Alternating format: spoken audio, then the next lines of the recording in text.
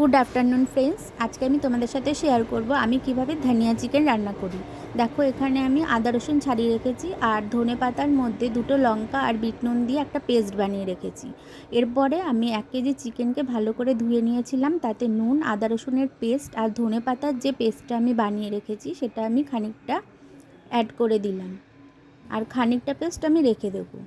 এবার ভালোভাবে এই মিশ্রণটা চিকেনের গায়ে ভালো করে মেখে নিতে হবে। দেখো, এরপর আমি 2 চামচ মতো সাদা তেল এর মধ্যে অ্যাড করলাম চিকেনের মধ্যে।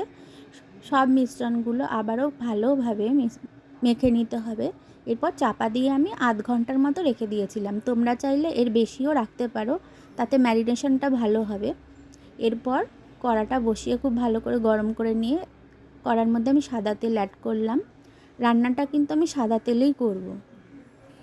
তেলটা গরম হয়ে এলে দুটো তেজপাতা আর গরম মশলা দিয়ে অ্যাড করে দিলাম। তারপর দুটো শুকনো লঙ্কাও দিয়ে দিয়েছিলাম আমি। দেখো,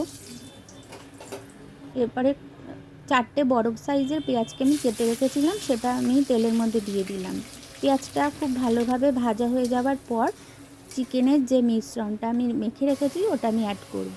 পেঁয়াজটা কিন্তু খুব বেশি কড়া না করলেও হবে, একটু লালচে ভাব আসলেই আমি মিশ্রণটা দিয়ে দিলাম। তার মধ্যে আমি একটু নুন দিয়ে দিলাম, একটু হলুদও অ্যাড করলাম এর মধ্যে। এবার ভালোভাবে মিশ্রণটাকে মেখে নেড়ে চেড়ে নিতে হবে কড়ার মধ্যে।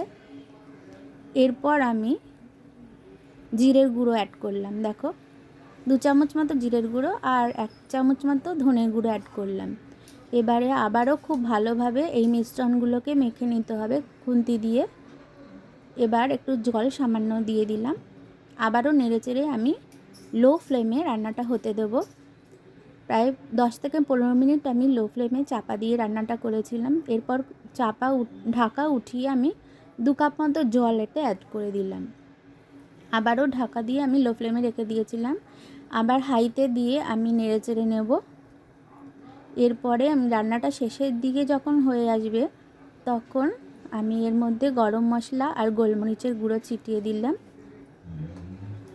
এরপর বাকি যে মিশ্রণ, ওই ধনে পাতার যে পেস্টটা আমি রেখেছিলাম সেই ধনে পাতার পেস্টটা আমি এর মধ্যে অ্যাড করে দেব।